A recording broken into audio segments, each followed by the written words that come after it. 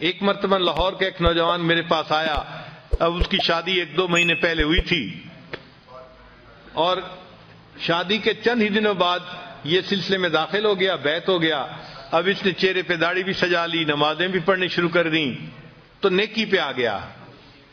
اللہ کی چاند کے ایک دن میرے پاس آیا، غصے میں تھا۔ میں نے پوچھا خیریت ہے؟ اللہ کی چاند کے ایک دن میرے پاس آیا، غصے میں تھا۔ میں نے پوچھا خیریت ہے؟ کہنے لگا بس حضرت کیا بتاؤں، یہ جو میری بیوی ہے نا، اس نے بس مجھے بہت ستایا ہوا ہے۔ میں نے پوچھا کیا ہوا؟ کہنے لگا کہ کہتا ہوں تو نماز نہیں پڑھتی، سر پہ دوپٹے کا خیال نہیں رکھتی، اور بالکل اس کو تو دین کا کوئی احساس ہی نہیں ہے۔ یہ تو اس نے تو میرا جو ہے نا جینا حرام کر دیا ہے۔ خیر خوب اس نے غصے میں چند باتیں کہیں،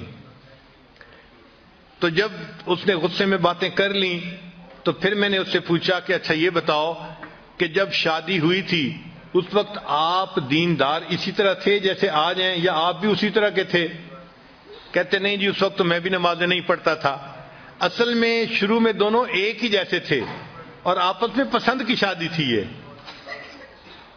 تو میں نے کہا کہ بھائی آپ بھی اسی جیسے تھے اور آپ بھی نمازیں نہیں پڑھتے تھے، تو آپ نے ایسی ہی بیوی پسند کی، تو بیوی تو وہی ہے نا، کوئی بدلی تو نہیں ہے، مگر فرق یہ پڑا کہ آپ نے اس مجلس میں آنا شروع کیا اور آپ نے دین کی باتیں سنی تو آپ نے دین کو قبول کر لیا، اور اب آپ کی زندگی نیکی دینی والی بن گئی ہے۔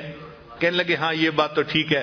میں نے کہا یہ بتائیں کہ آپ کی بیوی نے کتنی نصیحتوں کی محفل اٹینڈ کی ہے؟ کہنے لگے وہ تو نہیں آتی۔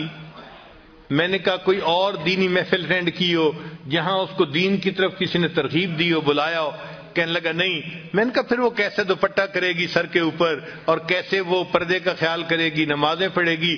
اس کو تو سمجھانے والا کوئی ہے ہی نہیں۔ آپ کو تو سمجھانے والے مل گئے، اس کو تو نہیں نہ ملے۔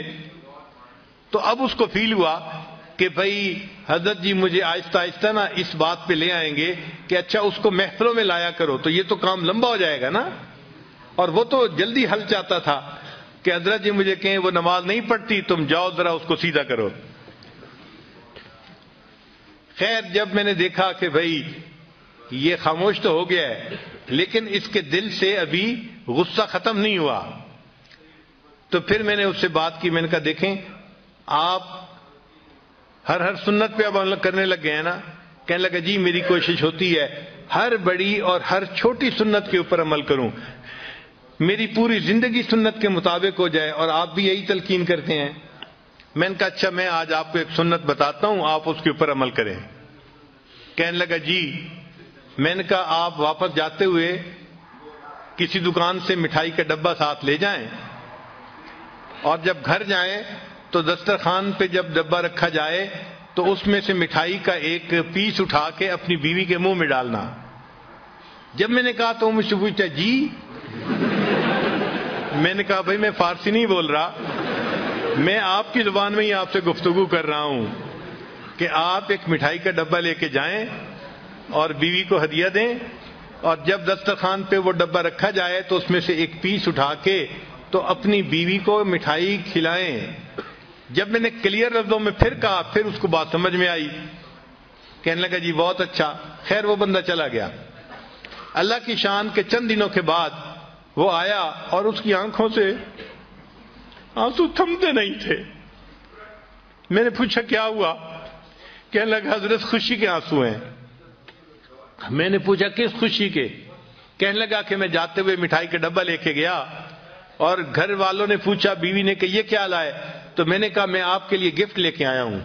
تو بڑی حیران ہوئی، اچھا آپ میرے لیے گفٹ لے کے آئے ہیں؟ میں نے کہا ہاں۔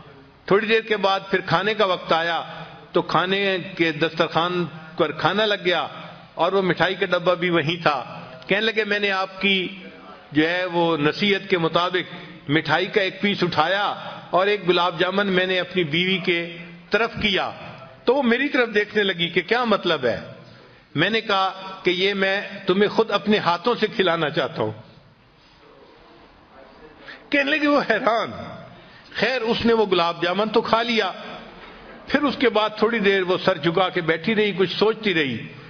پھر مجھے کہنے لگی آپ نے آج ایسا کیوں کیا ہے؟ پہلے تو کبھی نہیں کیا۔